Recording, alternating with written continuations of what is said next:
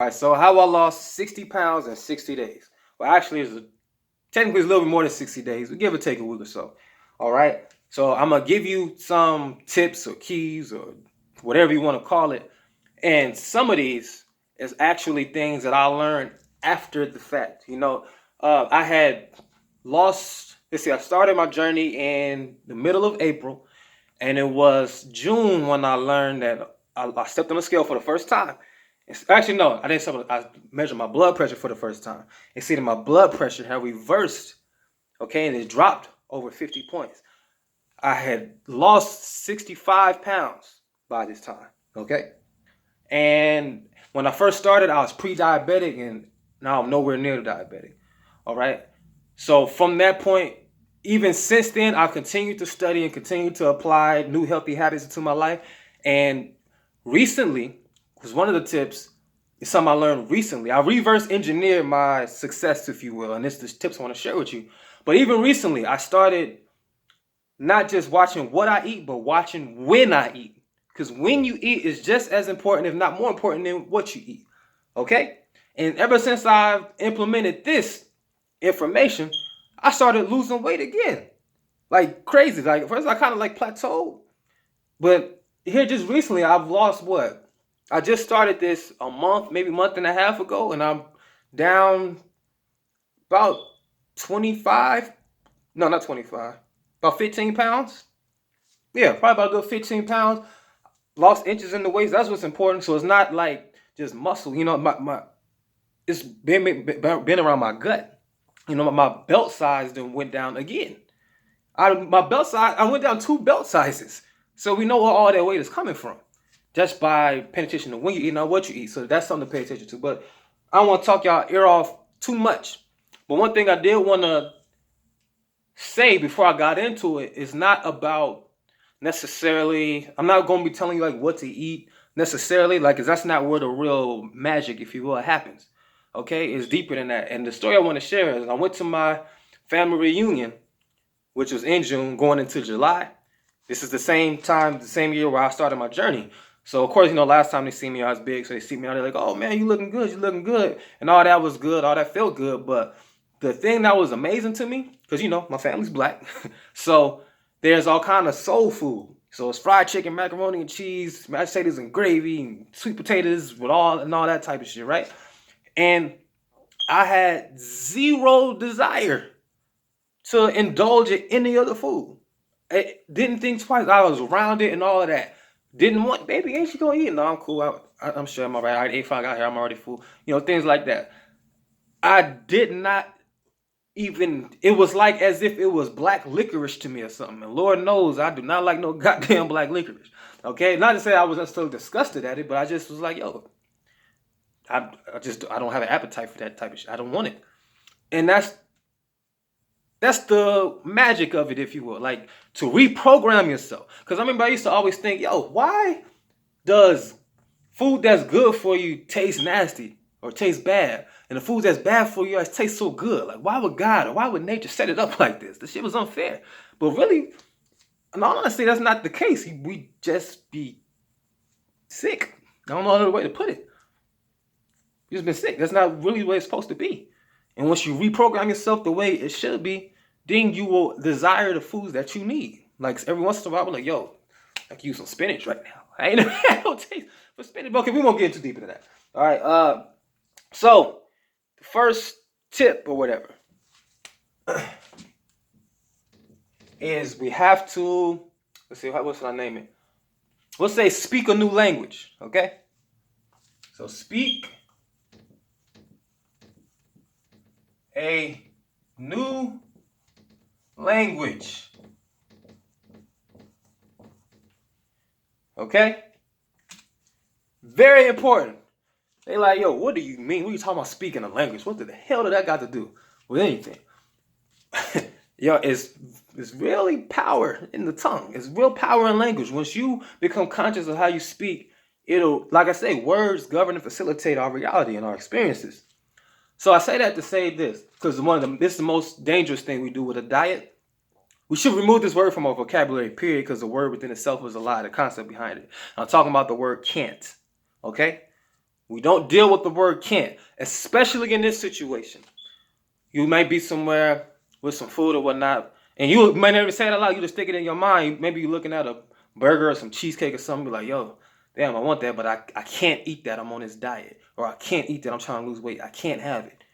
When you're saying that or thinking it, either way, you're simultaneously telling your subconscious, and after all, this is where our real decisions and everything come from. You're saying that you want it, but you're not allowed to have it. You would have it if you could. Okay? Every time you're saying I can't have this, you're saying I want it, but I'm not allowed to have it. But you're telling yourself you want it, and you're telling yourself over and over that you want it. Every time you say you can't, you're simultaneously saying you want it, but something's keeping you from having it. And every time you say it, that belief in that gets stronger and stronger about you wanting it. You're like hypnotizing yourself, programming yourself subliminally to want the very thing you can't have. The desire just gets stronger and stronger. And it might sound like some spooky, magical, whatever type of shit, but it's real. It's absolutely real. So we should not speak or even think like that. The word period. I cannot think of a good reason to use the word can't or to believe in the concept of can't. Okay, there's no such thing as that. So we take that out. So instead, now when you say something, instead of saying I can't eat this, when you say I won't eat this, I will not eat this, or I choose not to eat this, simultaneously you're saying that you're better than that, or there's a goal. This is not in your character. I will not eat that. I choose not to eat that because that's who I am. I'm not somebody who eats that. I choose not to. I could if I want to. And since we know that I could, and I'm still choosing not to, because that's not part of my goals or my objective. It's not who I am. And then the more you speak like that and think that to yourself, the more powerful that will becomes. When you're saying, I will not eat that, every time you say that, that willpower gets stronger and stronger. Okay? This is the real key to transforming your life with anything, but especially with diet, but really with anything. Okay? So the word can't,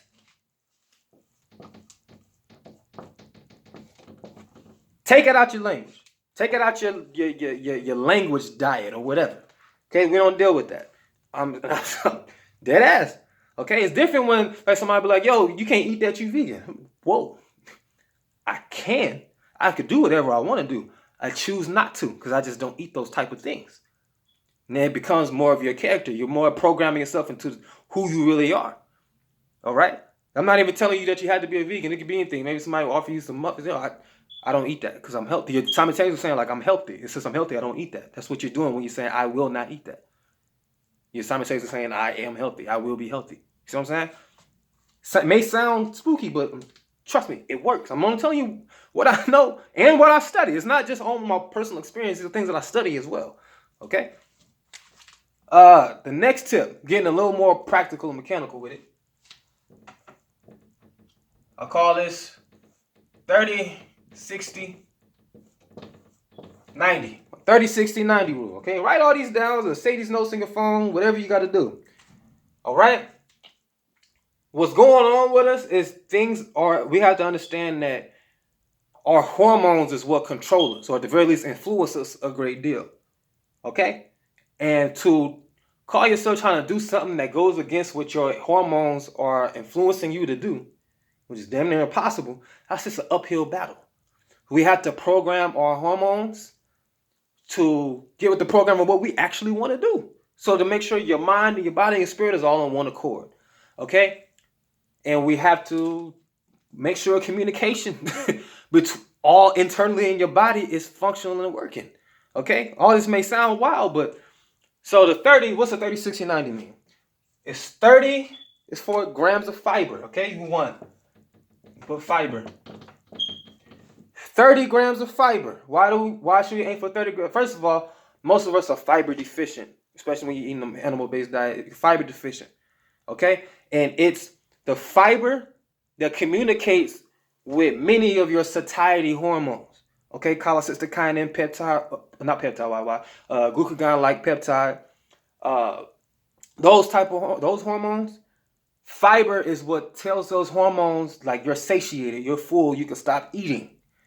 And many of us don't have any fiber in our diet, so there's no communication with the hormones to tell you to stop eating. And you're wondering, like, this is why you can go to buffets and just eat crazy until your stomach is physically too full, and then you're like, oh my God, I'm so full, I can't do shit. And then you catch the itis and you go to sleep because all the energy has to be used to break down the food now, and you can't use the energy to actually live your life. Because fiber, all right?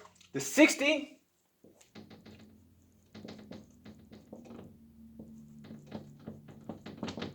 is for 60 grams of protein, okay? And not just any protein, plant protein. 60 grams of plant protein, which is really not even protein, it's amino acids. If we want to really get deep into it, we won't get too sciencey today. All right? And I'm pretty sure we've already heard before there's proteins to help you be full as well, as the building blocks of life, all those different things. I don't think we have to go too much in depth with protein. We all know how protein is. If anything, I think protein has become overrated recently, so we won't go too far into that. But we want at least 30 grams of protein. At least 30 grams of fiber, at least 60 grams of plant protein.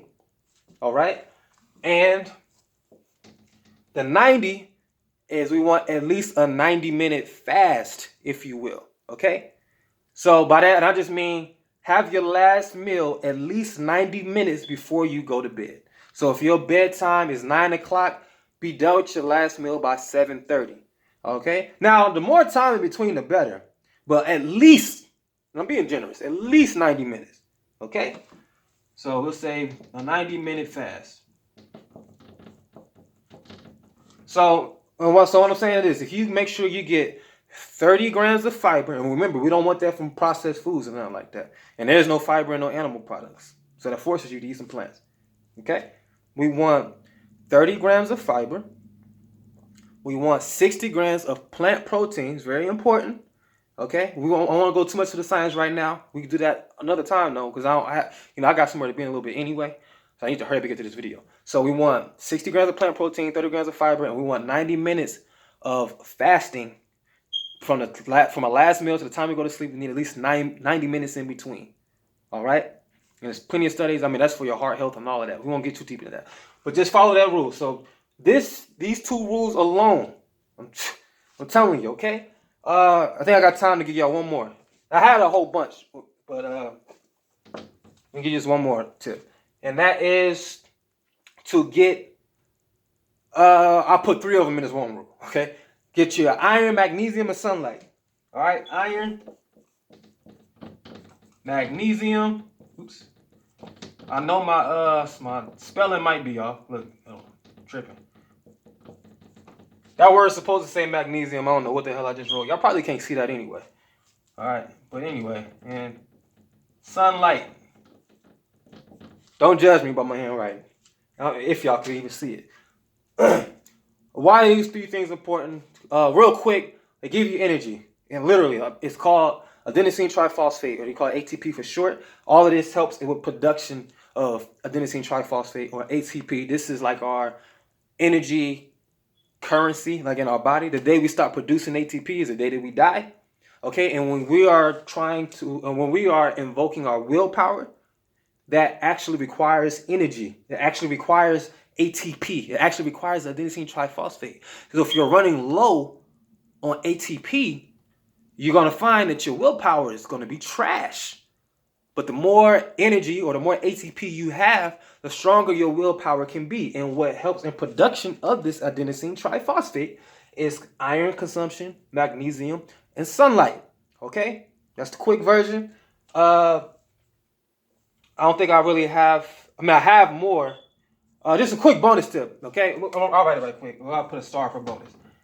Because you have to plan. Oops. That's supposed to be PLAN. And make sure I write this down. So first of all, the first rule is speak a new language. More specifically, stop saying the word can't and replace it with will not. All right? The second rule is 30, 60, 90, 30 grams of fiber, 60 grams of plant protein, 90-minute fast before you go to bed in your last meal of the day.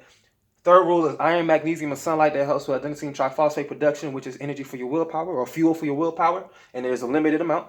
Okay, and the bonus one is plan. You have to plan. Remember, there's a plan to get you in this predicament. Like if you're suffering from obesity and all that, you find you can't stop eating or you never feel full. They plan this. Okay, the way that they even come with their foods, when they put the preservatives and additives in the food, they're hooking it up. They have a simulated version of the human brain. and they're testing how the brain responds to certain preservatives and additives, things that are not food, okay? And seeing if there is chemical reactions in the brain that could lead to addictive behavior, and that is not a negative response. So like the taste is cool as far as the brain response is concerned, and it can lead to addictive behavior to keep you buying a product over and over and over. They planned this. They planned you into your illness and your sickness and your food addiction. They planned it. So you're going to have to plan your way out. Okay? You may need to have a meal plan. You may need to create one, or maybe you need to purchase one. Do what you got to do. Okay? Even when you look at The Rock, he has a meal plan for him to have, the crazy physique he got and to get these roles. He delegated, he paid somebody to come up with his meal plan. His meal plan is crazy, and I would never recommend shit like that either. Okay, or Kevin Hart, these people, they have meal plans. They need to purchase a meal plan. I have meal plans. Get a meal plan from somebody, but make sure that they understand your goals and the actual nutrients and chemicals that will help you with your goal, because it's about reprogramming you. It's not just eating to lose weight. You have to reprogram it. It starts from the mind. Well, let's not go to the heart and not the brain. It starts with the mind, or the heart, or the will. Okay? That's where it starts. So that's all I got time for right now. Like I said, I do have meal plans. You can get that. Just hit me up on freedomoverfailure.com and fill out the message box and put meal plan in the inquiry. And tell me your health goals, any known allergens, things like that, and we can get you set up right. If not, do your research, do your studies, and make sure you're getting foods that are going to help you with your goals. We got to eat with purpose. All right. This is how, like I said, I reverse engineered my success. Some of these things I was doing on accident, and some of these things I was doing on purpose, like, starting to change my diet. Like, part of the reason why it was an effortless transition is I started my transition in the spring. Most people start their weight loss goals in the New Year's, in the middle of the winter, which is the season of death. Okay, there's no sunlight out there to give you that adenosine triphosphate for the willpower that you need, or none of that. The sun is also not, we can get real deep with it. But I started mine in April, which is the spring, season of new life. I'm getting sunlight and all these other things that we get into, but we won't right now because I don't have time. But freedomoverfailure.com. And good luck with your journey, man. You can do it. Check y'all on the next one.